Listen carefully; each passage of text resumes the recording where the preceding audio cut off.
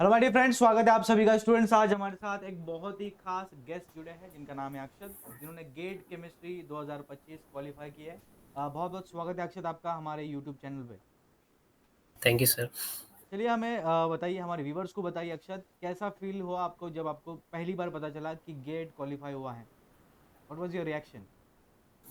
Sir actually इतना expect नहीं किया था इस बार। एक्चुअली मेरी रैंक अच्छी आई है, 280 रैंक आई है मेरी। हम्म। आई वाज एक्सपेक्टिंग कि 800 या 900 के आसपास आएगी, पर it was it was very good. Alright. तो हमारे व्यूवर्स को बताइए, आपने प्रिपरेशन की जर्नी कब से शुरुआत की आपने, और कितना स्पैन रहा प्रिपरेशन का? सर मैंने पिछली बार भी गेट केमिस्ट्री दिया था और उस टाइम मेरी रैंक 1300 समथिंग आई थी, पर उस टाइम मैं पढ़कर नहीं गया था इतना अच्छा। तो ओके। उसके बाद मैंने सर ड्रॉप लिया। हम्म। मैं मेनली CSR नेट की तैयारी कर रहा था, ओके। तो मैंने गेट एज अ बैकअप दिया था। तो इसलिए मेरी गेट में इतनी अच्छी रैंक नहीं जितनी मैं और अच्छी हम्म। एक्सपेक्ट कर रहा था, because okay. I think 50 plus marks मेरे आने चाहिए थे, बट थोड़े बहुत नेगेटिव की वजह से कम हो गए। ओके। जी सर। चलिए, हमें बताइए, हमारे व्यूवर्स को बताइए, सबसे पहले आपने सिलेबस देखा होगा गेट की तैयारी के दौरान, तो क्या डर लगा था थोड़ा? सिलेबस देखिए, इतना सारी चीज़ें पढ़नी है। What was your reaction? नहीं नहीं सर, सिलेबस हाँ थोड़ा वास्ट है, पर हम्म। अगर आपने MSc के ड्यूरेशन में जो जो पढ़ाते हैं उसको हम्म। थोड़ा थोड़ा भी कवर अप करते हुए गए अगर आप, तो आपको इतना ज़्यादा प्रेशर फील नहीं होगा। बट हाँ, अचानक से अगर आप स्टार्ट करें और बिल्कुल ज़ीरो से स्टार्ट करेंगे, तो हाँ आपको थोड़ा सा शुरुआत में लग सकता है, बट वो भी नॉर्मल है अगर आप धीरे धीरे करते रहेंगे तो। राइट। तो हमारे व्यूवर्स को बताइए, अपने दिन में मतलब कितने घंटे डेडिकेट करते थे गेट के प्रिपरेशन के लिए, और क्या रूटीन रहता था आपका? डिटेल में बताइए ज़रा हमारे व्यूवर्स को।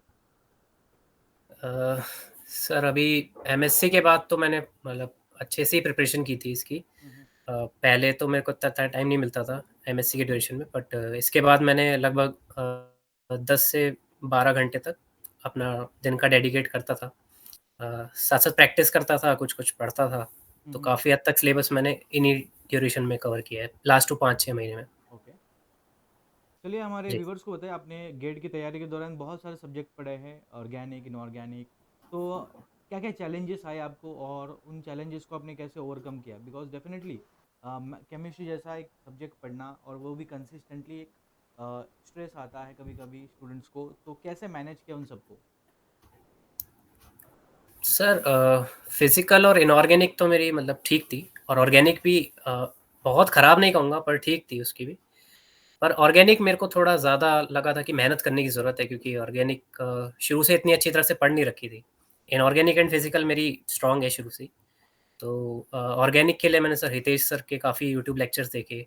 मेरा एक दोस्त था, वो उसने मेरे को रिकमेंड किया था कि IFS के सर हैं हितेश सर, तो मैंने उनके थ्रू स्टार्ट किया था ऑर्गेनिक। काफ़ी हद तक मुझे अच्छा लगा, उनकी हेल्प मिली काफ़ी यूट्यूब सेशंस के थ्रू।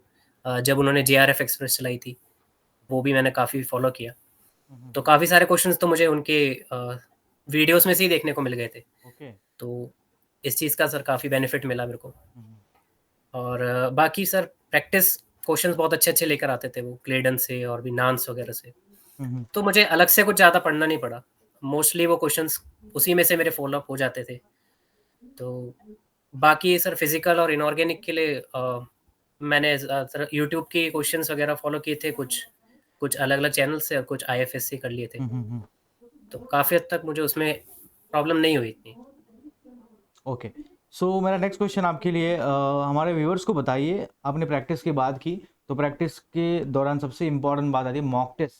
तो मॉक टेस्ट आपने लगाए थे या नहीं लगाए थे? कितने लगाए थे, बताइए ज़रा। सर एक्चुअली मॉक टेस्ट, ये बात तो सही है कि सबसे ज़्यादा इम्पोर्टेंट होता है, पर मैंने आई थिंक 7 या 8 लगाए होंगे मुश्किल से।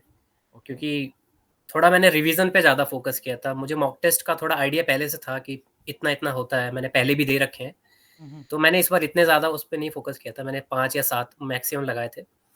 और मैं ज़्यादातर रिवीजन पे फ़ोकस करता था कि ज जितना पढ़ लिया उससे ज़्यादा से ज़्यादा रिवाइज़ करूँ। तो मेरा एक-एक चैप्टर कम से कम 15, 20, 25 ऐसे बार रिवीजन था। ऑलराइट। तो मुझे इतनी प्रॉब्लम होती नहीं थी। तो लगभग वो क्वेश्चंस जल्दी हो जाते थे। तो हमारे व्यूवर्स को बताइए, आपने बात की मॉक टेस्ट अपने ज़्यादा नहीं लगा पाए, और आप बिलीव करते हो कि मॉक टेस्ट देना चाहिए था और ज़्यादा इम्प्रूव हो सकता था। ठीक है, प्रीवियस ईयर क्वेश्चन के बारे में क्या कहना आपका? PYQ आपने लगाए थे, और कितने लगाए थे? सर पीवाईक्यूज आई थिंक 2015 के बाद से अगर आप लगा रहे हैं तो आई थिंक सफिशिएंट है। अगर हम्म, गेट की बात करें तो उससे पहले के भी काफ़ी होते हैं, पर मुझे लगता है 2015 से लगाना काफ़ी सफिशिएंट है। अगर इतना भी आप कर रहे हैं तो इतना काफ़ी है। पर पीवाईक्यूज आपको बस एक ट्रेंड बताता है कि किस टाइप के क्वेश्चंस आ चुके हैं। यस। कई कई बार तो पीवाईक्यूज भी रिपीट हो जाते हैं, वो एक अलग बात है, पर उससे आपको एक आइडिया लग जाता है कि हाँ, आपको कहाँ-कहाँ चीज़ों पे और फ़ोकस करना है, हम्म। किस-किस चीज़ पे या किस टॉपिक पे आपको थोड़ा एम्फसाइज़ करना पड़ेगा। क्योंकि आप पढ़ते वक़्त शायद उतना आइडिया नहीं लगाते हैं, पर पीवाईक्यू से थोड़ा आइडिया लग जाता है उस चीज़ से। राइट।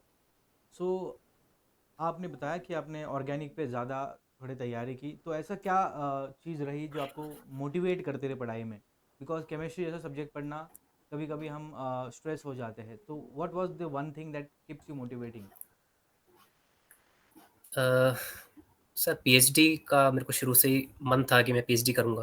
मतलब आई थिंक 12th के बाद से ही मैंने ऐसा सोचा था कि मुझे पीएचडी करनी है। पीएचडी करनी है, बराबर। और साथ-साथ ही मैंने कुछ पीएसयूज़ का भी सोचा हुआ था कि मुझे ओएनजीसी या हम्म। भेल, गेल ऐसी कंपनीज़ में भी ट्राई करना है। हम्म। तो मेरा मेन फ़ोकस पहले पीएचडी था, तो मैंने इसलिए ज़्यादातर फ़ोकस अपना नेट में किया था। ओके। तो प्रीवियस भी मैंने नेट दिया था, उसमें मेरा 2 नंबर से जेआरएफ रह गया था, तो राइट। अ, वहाँ मैं थोड़ा डिमोटिवेट हो गया था कि 2 नंबर से थोड़ा। हम्म। फिर उसके बाद पर सर लगा कि ठीक है, कोई बात नहीं है। पिछली बार से काफ़ी अच्छा रहा, हम्म। इस बार मैंने काफ़ी अच्छा स्कोर किया, तो वो सर अच्छा लगा उस चीज़ के लिए। और बाकी हम्म। ऑर्गेनिक में तो सर मैं कहूँगा क्योंकि इसमें प्रैक्टिस ज़्यादा चाहिए होती है, तो हम्म। इसलिए मैंने ऑर्गेनिक पे ज़्यादा फोकस इसलिए किया कि प्रैक्टिस ही वहाँ पर ज़्यादा ज़रूरी है। इनऑर्गेनिक और फिजिकल तो एक बार को आप थोड़ा थ्योरी पढ़ लेंगे, आप थोड़ा बहुत उसके थ्रू आप क्वेश्चंस कर लेते हैं, पर ऑर्गेनिक में एक्सेप्शन केसेस बहुत आ जाते हैं, हम्म। तो इसलिए वहाँ प्रैक्टिस ज़्यादा चाहिए होती है। चलिए, तो आपने बात की ऑर्गेनिक इनऑर्गेनिक, तो हमारे बताया ऐसे कोई टॉपिक्स रहे होंगे जो आपके सबसे फेवरेट है और आपको मज़ा आता हो टॉपिक्स में, ऐसा कोई टॉपिक रहा है? यस सर, इनऑर्गेनिक में मेरे कोऑर्डिनेशन केमिस्ट्री, ऑर्गेनोमेटेलिक केमिस्ट्री काफ़ी फेवरेट रहे हैं। ऑलराइट। तो ऐसा कोई यस सर। टॉपिक भी रहा होगा फिर जो आपके लिए सबसे ज़्यादा चैलेंजिंग था, उसको करने में आपको ज़्यादा समय लगा और परेशान किया, ऐसा टॉपिक कोई रहा है? सर मेरे ख्याल से चैलेंजिंग तो कोई नहीं होता है, बस आप कितना अच्छा हाँ। फ़ोकस करके उसको पढ़ते हैं, हम्म। वो ज़्यादा कितना इम्पोर्टेंट होता डेडिकेटली है। डिसिप्लिनली पढ़ते हो, ठीक है। बहुत अच्छी यस बात की। सर। डिफ़िकल्ट चीज़ जैसी कोई चीज़ नहीं होती है।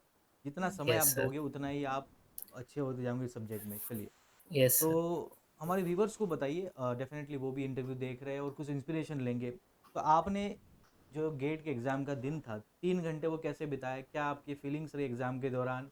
कैसा रहा आपका दिन उस दिन, बताइए ज़रा? सर डे तो मतलब 1 घंटा दूर था मेरा सेंटर, तो मुझे थोड़ा उस चीज़ का भी स्ट्रेस था कि जल्दी पहुँचना है पहले तो। अच्छा। तो वो एक चीज़ थी, फिर उसके बाद सर जब आप मेट्रो में जाते हैं तो वहाँ पे सारे गेट एस्पिरेंट्स, सीएसईआर नेट हम्म। एस्पिरेंट्स जब एक साथ मिलते हैं, हम्म। वो ऑलरेडी प्रेशर में होते हैं कि ये पढ़ा है, वो पढ़ा है। यस। तो सर मैंने सर उस चीज़ पे ध्यान ही नहीं दिया, मैंने कहा सर जो होगा देखा जाएगा। हम्म। तो मैं वहाँ गया नॉर्मल, और सर पेपर देने के बाद एक बार स्टार्ट करा तो कुछ पता ही नहीं चला कब 3 घंटे निकल गए। हम्म। क्योंकि क्वेश्चंस लगातार होते तो जा रहे थे, पर बाद में जब देखा कि हाँ सर, कुछ गलती भी हो गई, कुछ सिली मिस्टेक्स हो गई, जैसे कुछ करेक्ट पूछा था मैंने, इनकरेक्ट में आंसर दे दिया, तो वहाँ हम्म। पर थोड़ा-सा लगा कि हाँ, हम्म। और थोड़ा फ़ोकस ज़रूरी फोकस है। हो सकता था, बढ़िया। जी चलिए, सर। हमारे व्यूवर्स को बताइए, आपने जो गेट एग्ज़ाम क्वालिफाई किया है, उस सक्सेस का क्रेडिट आप किसे डेडिकेट करना चाहोगे? ऐसा कोई एक व्यक्ति, कोई इंसान आपके लाइफ में, whom would you like to dedicate? Sir सबसे पहले तो मैं अपने पेरेंट्स को डेडिकेट करूँगा, क्योंकि हम्म। उन्होंने मुझे कभी ऐसा प्रेशर फ़ील होने नहीं दिया कि आपको इतनी जल्दी ये सब करना ही है, हम्म। हमें ये चाहिए, या फिर उन्होंने कभी कोई एक करियर मेरे ऊपर प्रेशराइज़ नहीं किया कि आपको हम्म। बीटेक ही करनी है। तो उस चीज़ के लिए मैं काफ़ी थैंकफुल हूँ उनके लिए कि हम्म। उन्होंने जैसा मुझे चाहा था मैंने उतना ही टाइम माँगा, उन्होंने दिया, उसमें कभी उन्होंने कुछ कहा नहीं।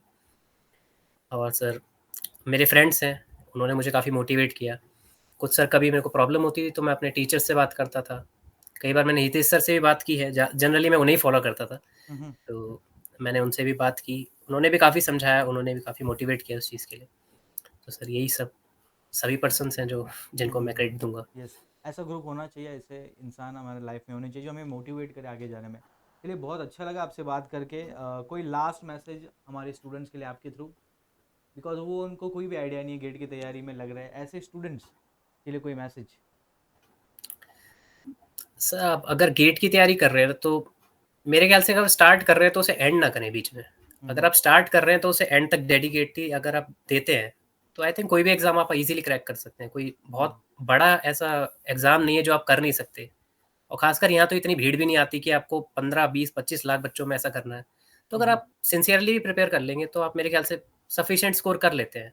हुँ, हुँ, तो आपको इतनी ज़्यादा यहाँ पर बहुत ज़्यादा मेहनत नहीं करनी है, बस डेडिकेशन ज़्यादा ज़रूरी है। आप कंसिस्टेंटली पढ़ रहे हैं कि नहीं, हुँ, हुँ। वो सबसे ज़्यादा इम्पोर्टेंट है। चलिए, बहुत अच्छी बात की आपने कि अगर एक बार शुरुआत की है, तो रोकना नहीं बीच में। आप हमेशा एक चीज़ याद करते रहिए, व्हाई यू आर स्टार्टेड। क्यों आपने गेट के एग्ज़ाम की यस, तैयारी की थी? ये अगर आप कंटिन्यूअसली सोचते हो दिमाग में, तो आपको डेफ़िनेटली मोटिवेशन मिलेगा। मोटिवेशन से भी ज़्यादा इंट्यूशन बहुत इम्पोर्टेंट है। चलिए, thank you so much yes for sir. Your valuable time. हमारे स्टूडेंट्स को डेफ़िनेटली कुछ इंस्पिरेशन मिलेगी इस इंटरव्यू से। आशा करता हूँ, आपके सभी ड्रीम्स भविष्य में साकार हो। I wish you all the best. Thank you sir. Thank you so much.